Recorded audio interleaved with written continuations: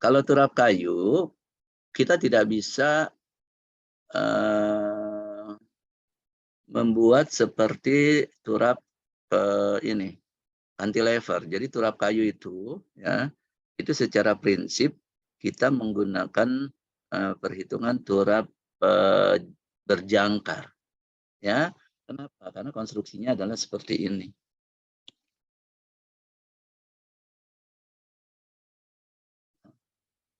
Kalau saya gambarkan sekali lagi, kan gini ya, di kiri kanan ada turap gini.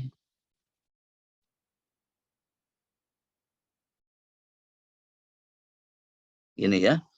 Nah, turap kayu biasanya itu nggak dimasukkan ke dalam tanah, tapi menempel aja di atas dasar galiannya, kan gini ya.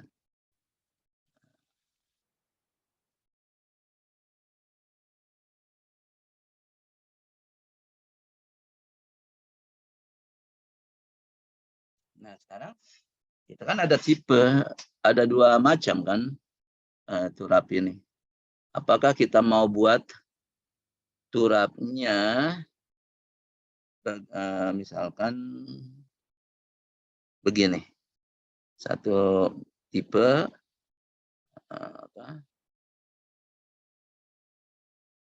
oke, misalkan tampak, kalau saya lihat tampak begini dari sini, ya, ini bentuknya kita mau pakai apa? Misalkan papan ya. Nah, papan ini kalau ada yang bentuknya begini, nah, kita kan punya papan-papan kayu gini ya. Misalkan ini tipe pertama ya kan, ini dasarnya. Tipe pertama artinya papannya adalah berdiri. Ya. Kalau papannya berdiri, berarti di sini harus ada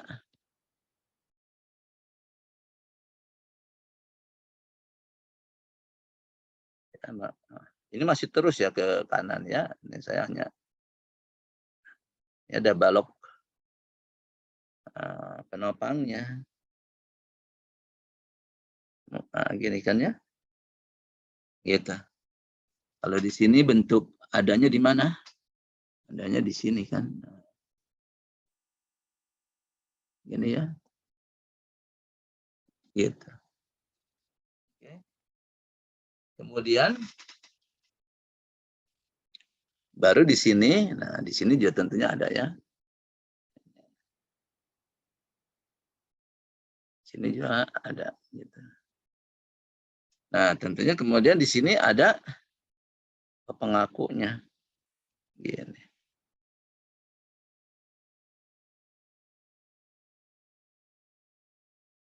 Gitu ya. Yang mana pengaku ini adanya pada jarak-jarak tertentu. Misalkan di sini, atau di sini, atau di sini, atau di sini. Oke. Gitu ya. Kemudian, saya hapus dulu nggak jadi ya. Oke. Nah, sekarang bagaimana kita menghitungnya? Ya kembali, menghitungnya adalah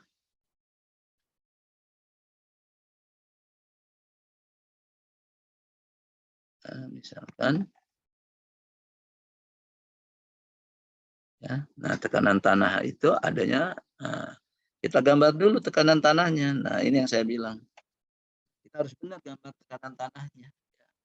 Mungkin minggu depan saya akan ajarkan berbagai macam situasi atau kondisi lapisan tanah sehingga nanti kalian bisa menghitung atau menggambar diagram tekanan tanahnya dengan benar. Ya, karena diagram atau karena tekanan tanah lateral ini baik pada turap maupun pada dinding penahan tanah itu sangat vital perannya karena dia sebagai beban. Kalau kalian menghitungnya salah, berarti bebannya salah, berarti perencanaannya secara keseluruhan juga salah. Kan gitu ya.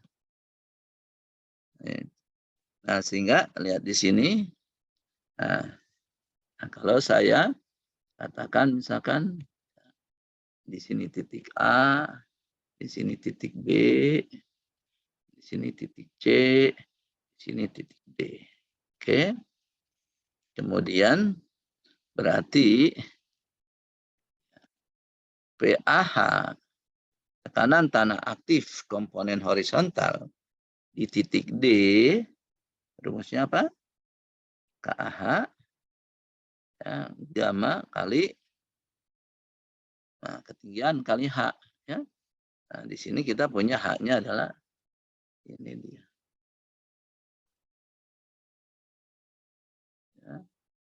Itu adalah kedalaman galian.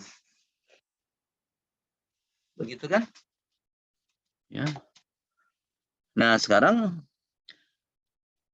ini tekanan tanah lateral ini itu merupakan beban segitiga yang bekerja pada turap, pada dinding, gitu ya. Nah, jadi kalau saya gambarkan mekteknya, itu adalah kondisinya seperti ini. Ini kita punya balok, ya, di mana di sini kita punya tumpuan, di sini juga kita punya tumpuan. Ini dia. Gitu kan ya? Nah, jaraknya bagaimana? Jaraknya tentunya kan diketahui. Ya. Ini misalkan adalah A, ini adalah A, ini adalah B, ya. Nah, ini adalah C. C kan bisa dicari, C sama dengan, atau sebentar. Nah, ini A, ini B, ini C. Gitu kan. Nah, ini diketahui A, B, C. Kan? Nah, kalau saya gambarkan di sini,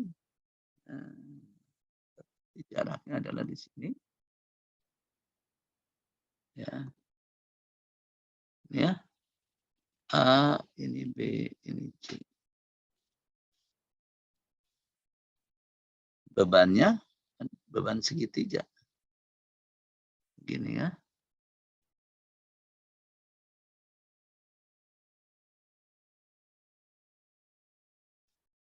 Ya. Ini adalah PAH. PAHD diketahui nggak? Apa bisa dihitung nggak? PAHD bisa dihitung nggak? Tolong bantu jawab. PAHD bisa dihitung nggak?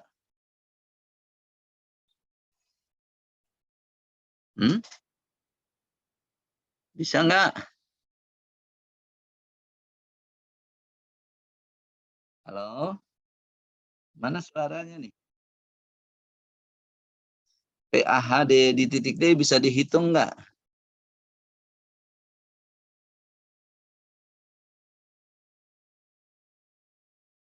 Semua variabelnya diketahui atau enggak?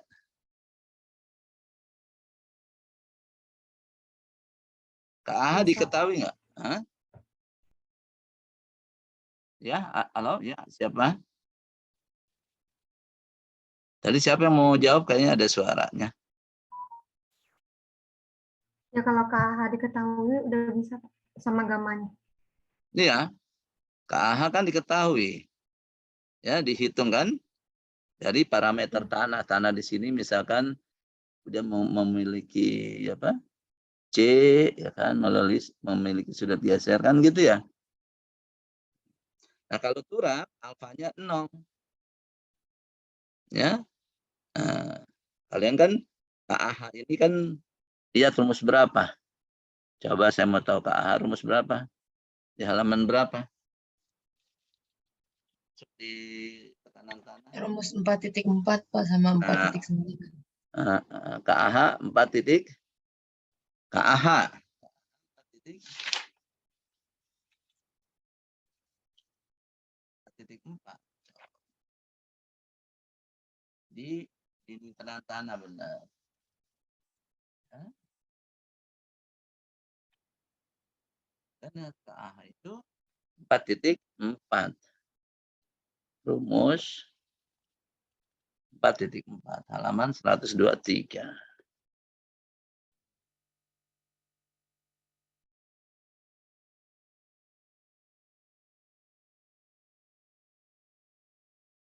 Gitu ya.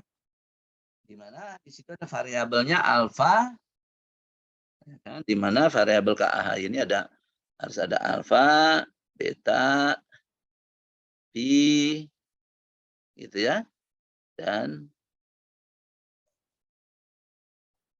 beta, delta, ya, delta dulu, kemudian pi. Ya, alfanya sama dengan 0. Nah, di sini diturap lebih mudah. Alfanya sama dengan 0. Nah, kalau beta, nah, belum tentu sama dengan 0. Kalau dia horizontal, 0. Tapi kalau misalkan dia begini, nah, ini ada betanya. Oke, nah, gitu kan ya. Nah, kalau di Mekang kan kalian udah belajar tekanan tanah, tapi kan selalu tanah di sini ini kan horizontal. Ya, makanya rumusnya sangat sederhana, nggak ada variabel beta. Ya, tapi kalian tidak bisa menyelesaikan permasalahan kalau permukaan tanahnya di belakang dinding itu tidak datar atau tidak horizontal, tapi membentuk sudut. Nah, ini akan memperbesar tekanan tanahnya. Jadi kalau mencari KAH-nya kalian anggap betanya sama dengan 0, ya, itu berarti kalian salah. Kalian pada sisi beban yang lebih kecil, padahal kenyataannya bebannya akan terjadi lebih besar. Lihat ya, ininya apa namanya, bisa menjadi fatal, ya, itu dengan salah pemahaman atau salah menggunakan rumus.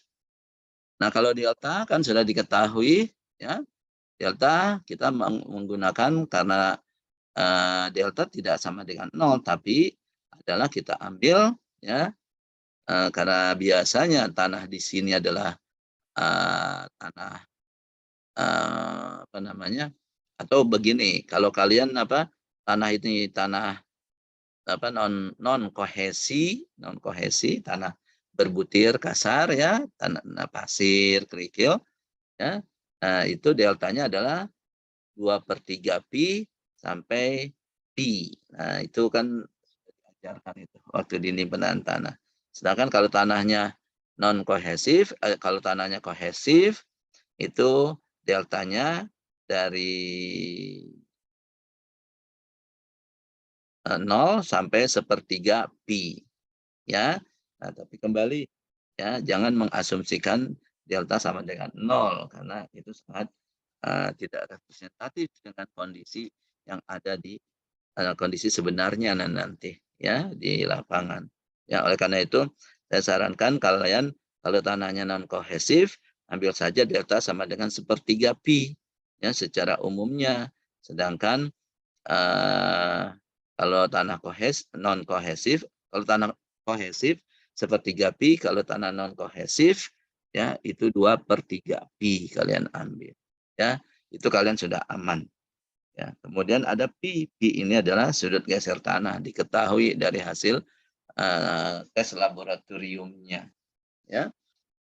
Nah, kemudian kohesi biasanya tekanan tanah akibat kohesi kita abaikan, ya, biar kita pada posisi yang aman. Karena kohesi ini pada prinsipnya adalah mengurangi tekanan tanah. Kalian di Mekang sudah belajar, ya, arahnya adalah berlawanan, ya, dengan tekanan tanah lateral akibat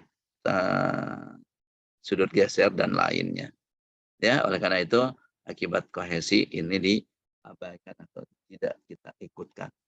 Sehingga gambarnya cukup berupa segitiga ini kalau lapisan tanahnya satu.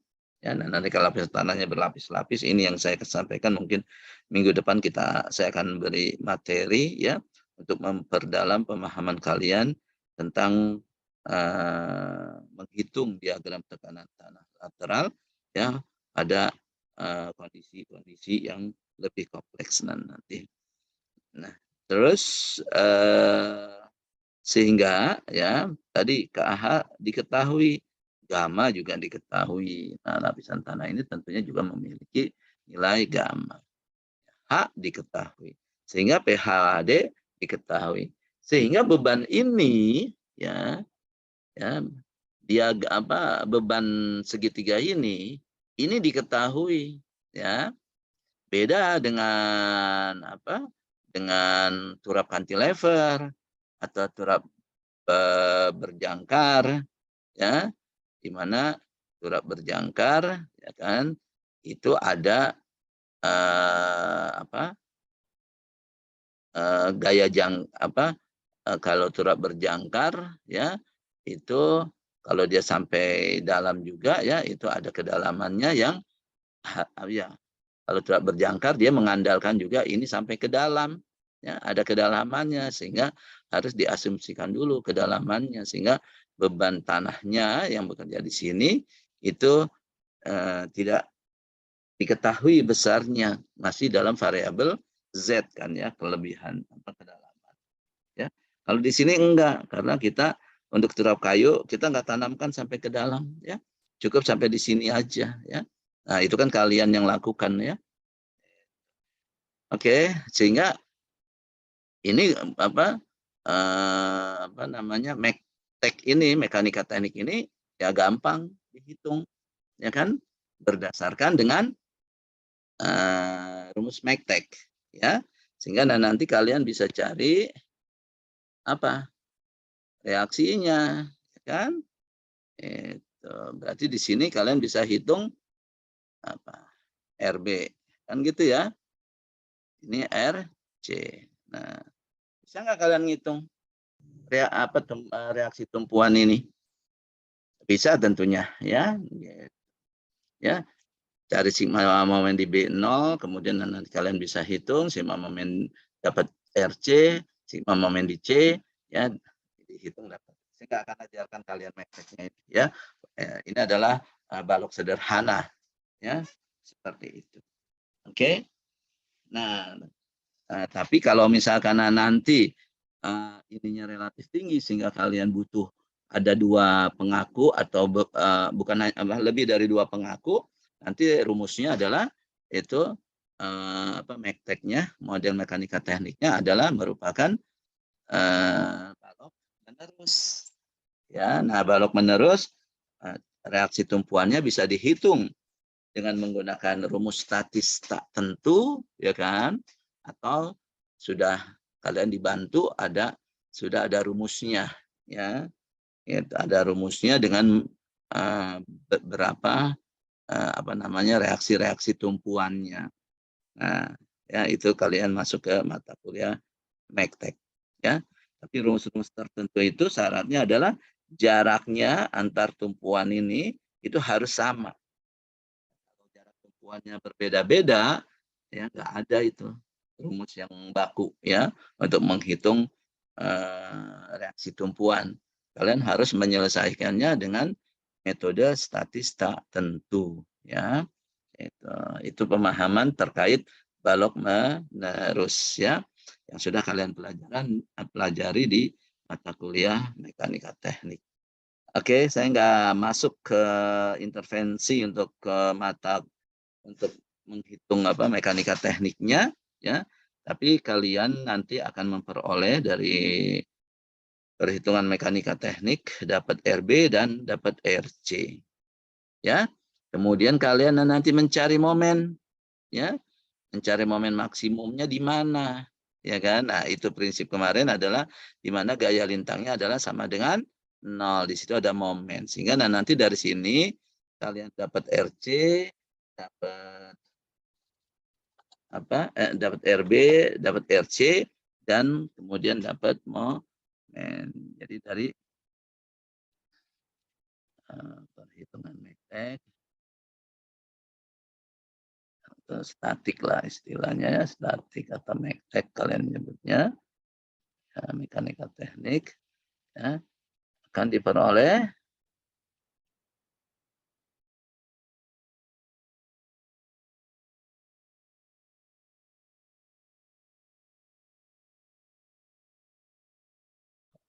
ini sih.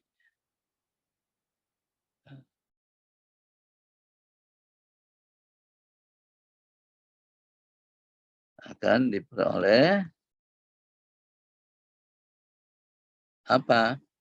Akan diperoleh reaksi tumpuan yaitu RB, RC, dan momen maksimum. Oke. Nah, kalau udah dapat sini, momen maksimum, ya, kalau kayu, ya kan kalian gunakan apa?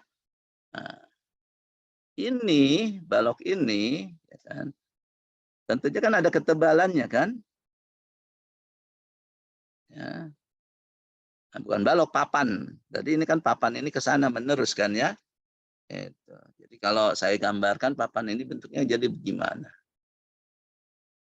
Kalau saya lihat dari sebelah kanan, tadi papan ini adalah begini ya.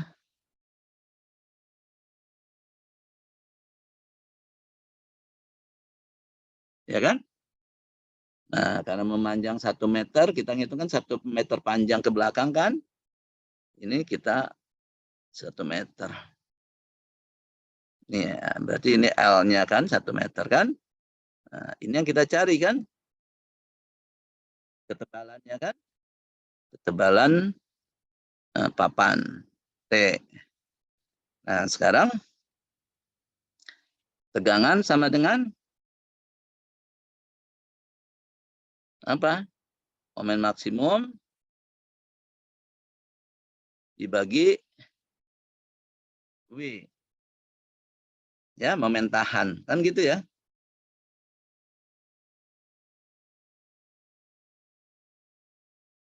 Momen maksimum dibagi momen tahan. Berarti W sama dengan momen maksimum dibagi tegangan. Nah, tegangan ini kan harus tegangan izin yang kalian masukkan. Tegangan izin kayu, karena ini momen, ini kalian cari. Tegangan izin apa? Lentur. Kan kayu punya beberapa tegangan izin ya. Terhadap lentur, terhadap tarik, atau terhadap tekan. Ini tegangan izin lentur. Diketahui kan tergantung kelas-kelas apa kayunya.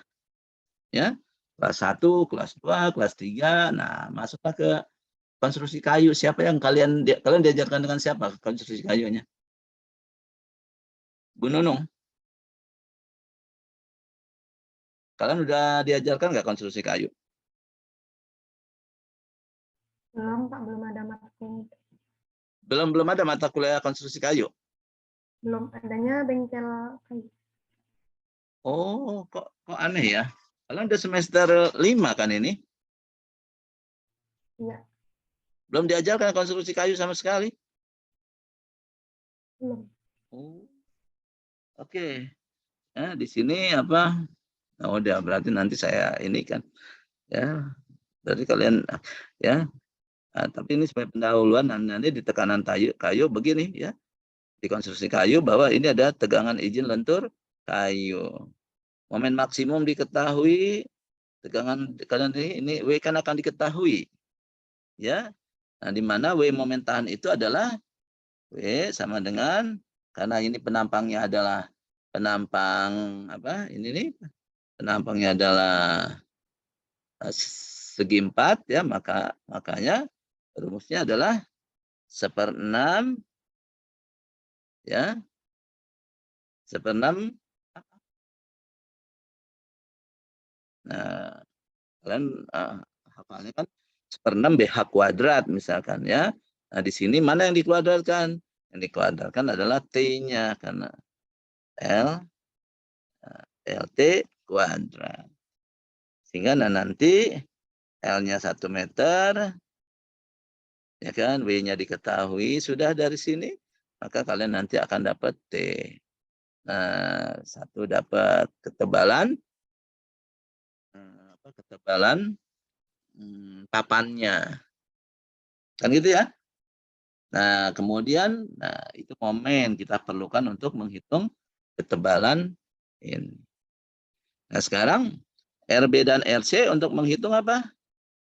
Nah, untuk menghitung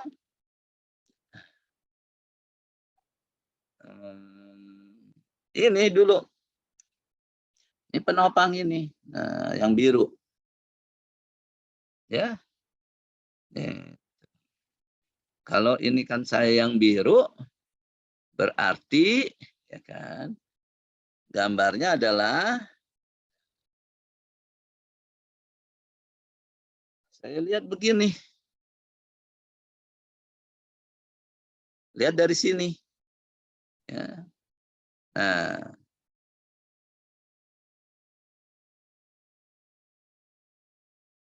ini dia. Nah, ini adalah ya, yang RB-RC ini bekerjanya kan memanjang ke sana kan di sini nih. Ya, yang biru ini kan memanjang sepanjang ini kan. Ya, tekanan tanah sepanjang 1 meter kan. Nah, berarti kan, kalau saya gambarkan sama balok juga. Ya. Sekarang saya pakai yang biru deh. Ya, nah baloknya adalah balok yang biru. Ya. Itu balok yang biru ini. Nah, ini balok menerus nih. Ya kan? Nah, di sini ada yang tumpuannya sekarang yang hijau. Ya, nah, ada yang hijau sini. Ada yang hijau kan gini ya. Gitu. Jaraknya adalah apa? Gantung. Nah, ini. Kita mendesainnya jaraknya apa? Kan jaraknya adalah D. Ya, ini sama misalkan kalian desain. Berarti ini adalah D. Nah, ini adalah balok menerus nih. Ya. Nah, ini adalah balok menerus. Sehingga balok menerus ini ya, bebannya mana? Bebannya adalah RB ini atau RC. Ya. Beda nih. Balok yang atas misalkan balok ini adalah balok apa namanya? Biru nih ya. Ini adalah balok 1, ini balok 2. Dimensinya bisa berbeda. Karena RB sama RC kan beda ya. Itu. Anggaplah kita menghitung yang ini dulu. Apa namanya? Oh, jangan 1, 2 lah. Karena itu udah ada titiknya ya. Berarti di sini adalah balok B. Ya kan? Karena B titik B ini kan, ini adalah balok di titik C kan.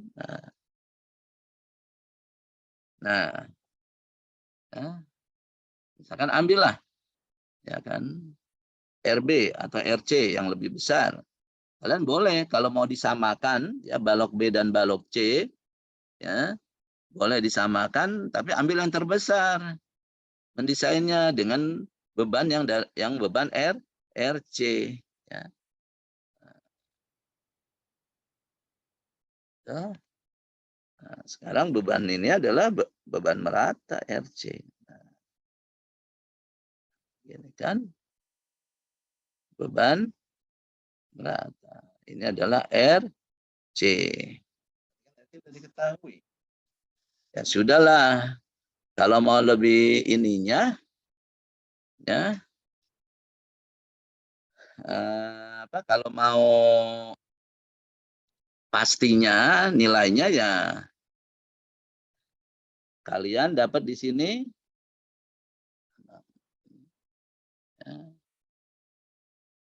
ada R, ya, Misalkan, nah di sini 1, 2, 3. Nah ini adalah penyokongnya, ya 4, 5, 6.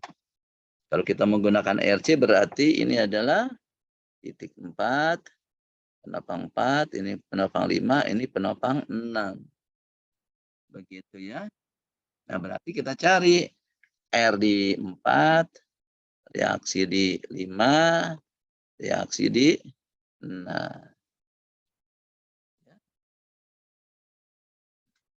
Kalau pastinya kalian yang tadi saya bilang ya, cari rumus menerus, rumus untuk balok menerus ya kan, nanti dapat reaksi dan juga dapat momen. Ya.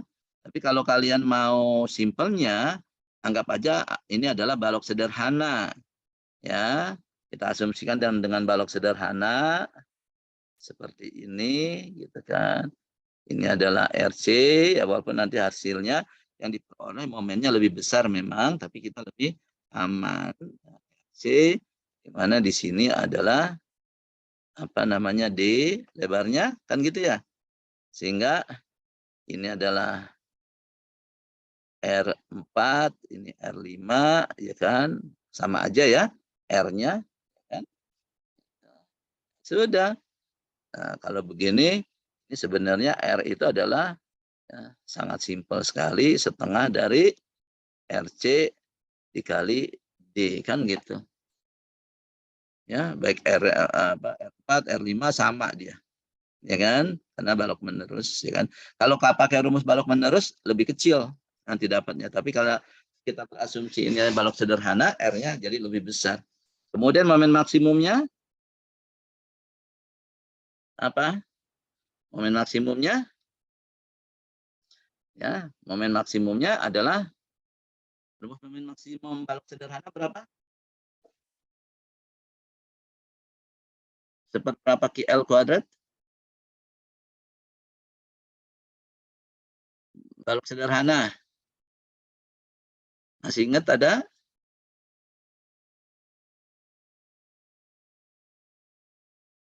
Hmm?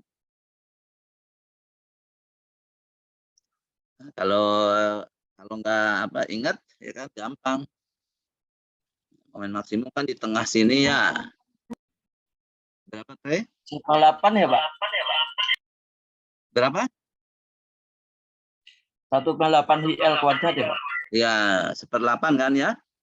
Ya, coba aja kita buktikan. Ya kan? R dikali setengah D kan gitu ya.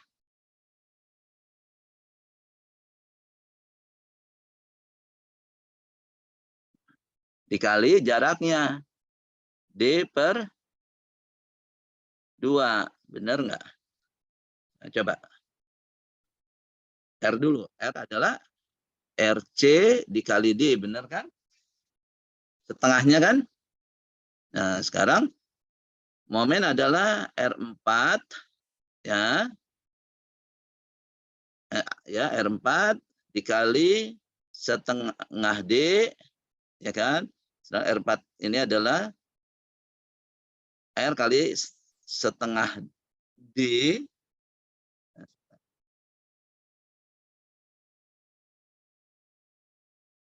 Nah, ini misalkan R4 ya. Oke. Ini R5 juga sama R5. Gimana cara menghitung ini? Berarti R4 ya dikali setengah D. Dikurang R4 naik ke atas ya kan, ini dihapus ya. Oke. Kali setengah D jaraknya ya kan, momen maksimum di sini kan, dikurang apa? RC kali setengah D dikali jaraknya 1/4 D. Nah,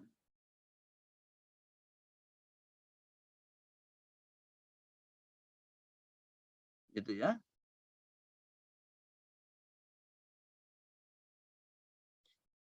Ini adalah R4 itu adalah setengah RC kali D dikali 1/4 D dikurang ini 1/8 RC D kuadrat. Oke.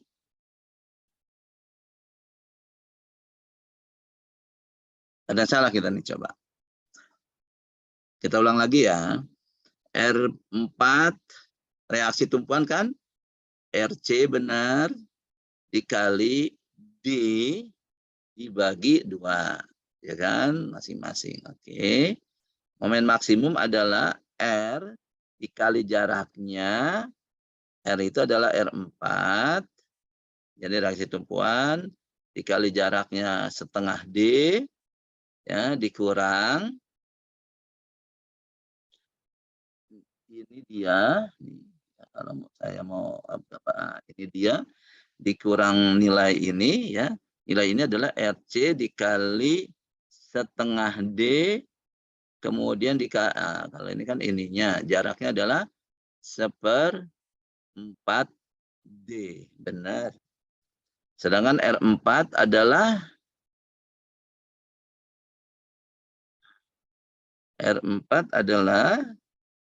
ini dia. Setengah RC kali D. Salah di sini. Dikali, ini bukan 1/4 D, kali setengah D dong. Ya kan, kali ini dia ya, dikali setengah D. Oke. Menjadi 1/4 RC D kuadrat dikurang 1/8 RC D kuadrat.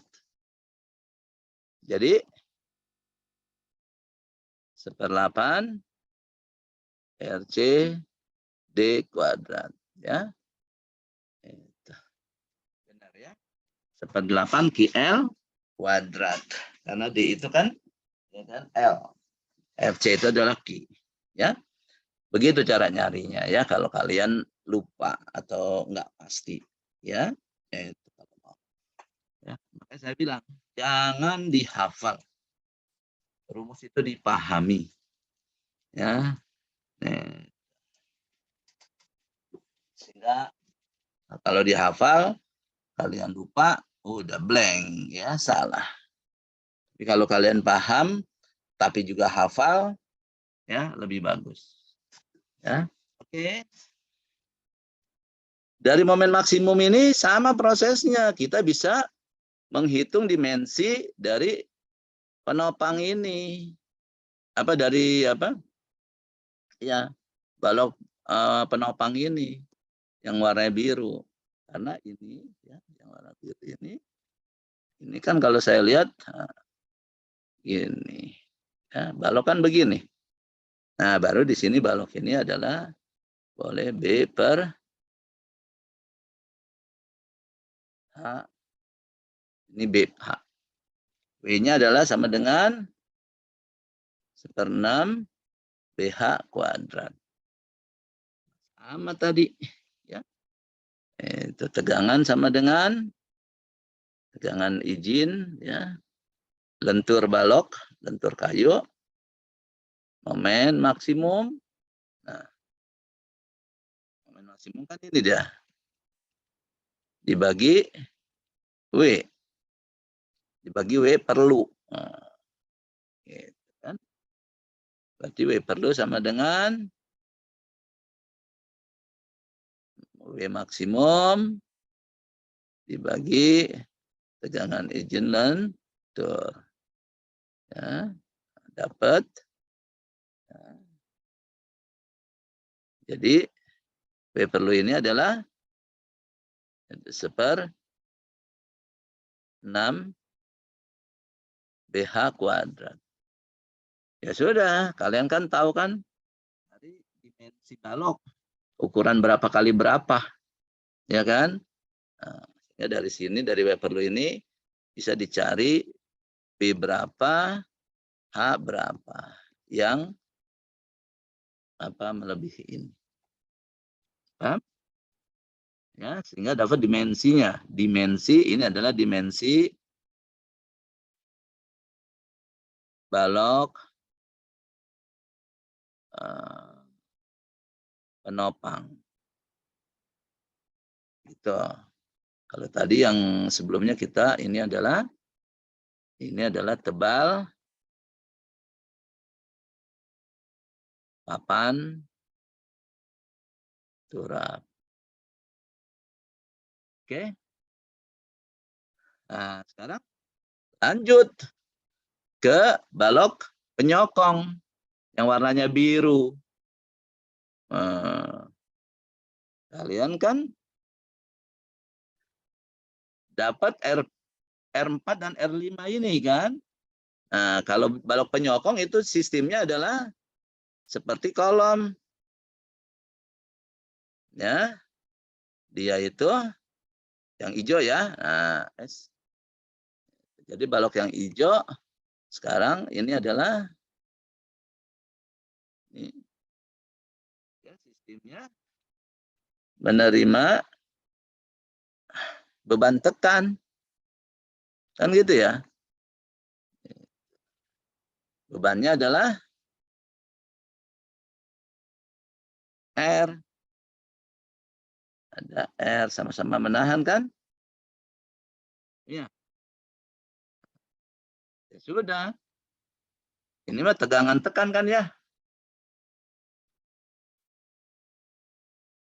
Kalau tegangan, akibat tegangan sama dengan R per A. Ini mah gampang. Ya. Kalau mau. Ini kan tegangan. Nah, tegangan izin. Nah, baru ini beda nih, tekan. Gitu ya. R diketahui, akan bisa dicari penampangnya. Ya, A sama dengan. Nah, tapi hati-hati. Kalian harus lihat. Perhatikan faktor tekuk. Ya. Nah, intinya ini prinsipnya adalah seperti kolom. Jadi L ini adalah sama dengan ya, panjang ini. Nih, lebarnya ini kan. Ini L misalkan. Ya. Jadi ini adalah panjangnya mana dia? Nah, ini adalah L. Ya. Nah, L ini harus diperhatikan. Ya kan? Kalau dia besar L-nya, panjang, ya kan? Itu ada faktor tekuknya. Ya kan? Nah, silakanlah kalian belajar nanti, ya kan? Di konstruksi kayu bagaimana menghitung balok tekan ya pada kayu. Secara prinsip adalah demikian. Apabila L-nya itu pendek bisa seperti ini. Tapi L-nya panjang ada faktor tekuknya yang harus kalau nggak salah simbolnya adalah lambda ya. Ya tapi apalah artinya simbol ya, yang penting adalah pemahaman kalian itu ada faktor tekuk. Ya sama dengan di beton kan, di beton juga kan waktu udah kalian menginikan kolom. Ya, itu. Atau di konstruksi baja. Nah, sebagai informasi ya, balok penopang ini bisa pakai baja. Kalian kemarin pakai baja atau pakai kayu? Prakteknya. Balok penyokongnya ini. Antara dinding ke dinding itu.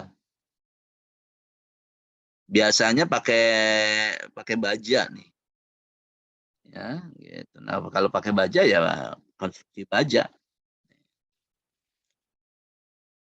Oke. Tre dan yang lainnya sudah paham bagaimana menghitung tipe turap ya yang dari kayu ini ya, atau kombinasi kayu dan baja ya, karena biasanya penopang ini akan lebih penyokong ya, balok penyokong ini biasanya menggunakan baja ya. Jelas? Jelas, Pak. Oke. Ada yang ingin ditanyakan lagi?